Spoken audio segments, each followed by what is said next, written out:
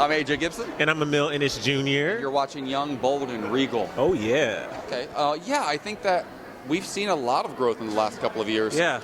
On television and film, there's more representation finally, and that's a good thing. Like we want to see couples that look like us. We want to see families that look like the family we hope to have someday.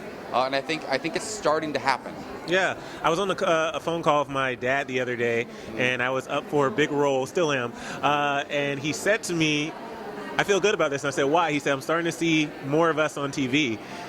And my dad was born in 1943, so for him, that was a big statement, and that was like a big revelation. You know, we have come a long way because we are starting to see a lot more diversity on television and just in general in front of the camera. So that was, yeah, I think we're coming along. We're aggressively hugging right now. I know, right? It's interesting because we have really had to shift our careers the last couple of years. Mm-hmm. You know, my very first red carpet of my life, of my career, was right down this hallway, like 10 years ago. Yeah. I interviewed Jerry Bruckheimer and Wayne Gretzky, and I was pinned up against a marble wall. I was a nobody, and I was so nervous, and I thought that red carpets were sort of, you know, my future, and with the pandemic, they all went away. So we did something, you know, we shifted, we pivoted like a lot of people did during the pandemic. And this guy created something really incredible that we're both working on right now. Yeah, we have our podcast. Yeah. It's called Confess Your Mess.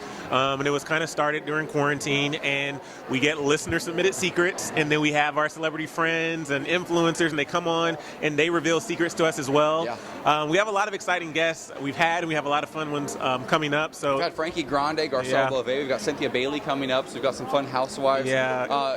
It's a really broad cross-section of guests, and speaking to the diversity point, it's important to us that our guests are diverse because we want our listeners to be diverse, and that only happens if they're seeing themselves represented.